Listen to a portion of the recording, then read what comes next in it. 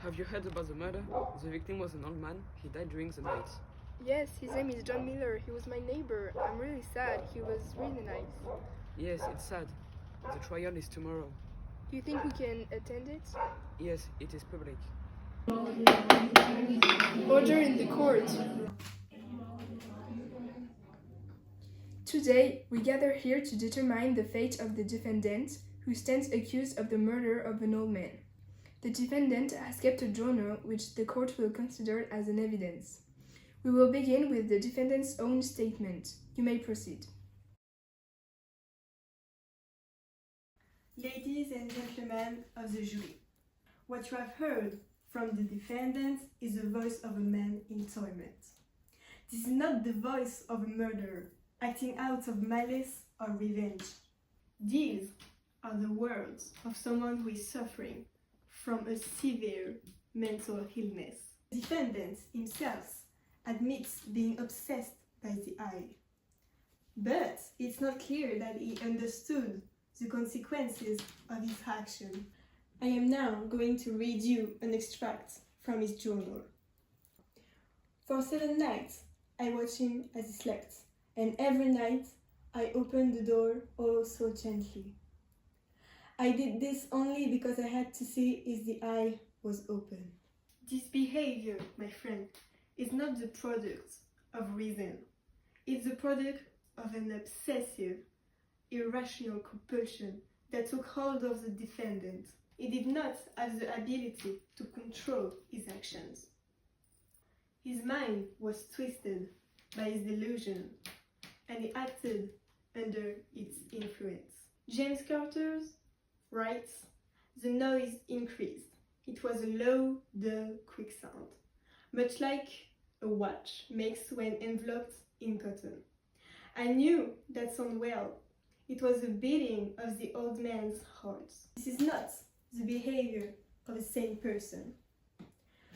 The defendant was hearing things that were not there, a sign of his distorted mental state. He was not aware of the gravity of what he was doing. This was not a premeditated murder. It was the result of a mind that had lost all contact with reality. Your Honor, members of the jury, while the defense attempts to paint the defendant as a man driven to madness by his fears, the facts tell a different story. The defendant admits having planned the murder for 7 nights. He did not act impulsively, he acted with deliberation and calculation. These are the actions of someone who knew exactly what he was doing. He waited for the old man to fall asleep, then he crept in, carefully not to make a sound. He was not acting out of fear, but out of clear intention to commit murder. Here's another quote. "I then looked up 3 planks from the flooring of the chamber, and deposited all between the scantling. I then replaced the boards so cleverly, so cunningly, that no human eye, not even his, could have detected anything wrong. This is premeditated murder, pure and simple. The defendant's actions were calculated and deliberated. He knew what he was doing. He took great care to conceal his crime, showing no sign of confusion or delusion. This is behavior of someone who must be held accountable of his action. He must be punished." His obsession with the old man's eyes, the hallucination of the heartbeat, and his inability to differentiate reality from his delusions make him incapable of being held responsible for his actions. 1.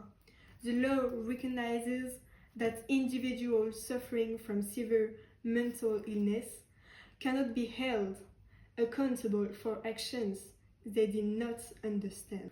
I ask you to find my client not guilty by reasons of insanity. His place is not in jail, it's in a mental hospital. Your Honor, members of the jury, the defendant's own words show that he acted with clear intent. He planned the murder, he executed it carefully, and even concealed the body. He was fully aware of his actions. There is no doubt that he is guilty of premeditated murder. I ask you to return a verdict of guilty for the sake of justice. Members of the jury, you have heard the arguments from both sides. The defendant has admitted committing the murder, but his defense argues that he was not in control of his actions due to mental illness.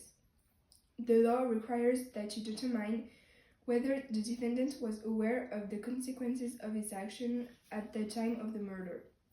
Was he truly unable to understand his action, or was he simply attempting to evade responsibility?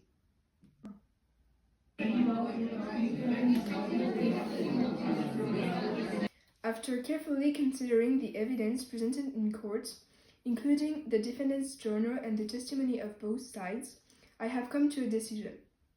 While the defendant did commit the act, it is clear that his mind was deeply disturbed at the time. His obsessive delusional about the old man's eyes and the sound of the beating heart indicates that he was not in full control of his actions. I declare the defendant not guilty for reason of insanity. However, this does not mean he is free from consequences. His place is not in prison, but in a psychiatric institution, where he can receive the care and treatment he desperately needs. The court orders that he be transferred immediately to an appropriate mental health facility for the safety of both himself and others. Court is adjourned.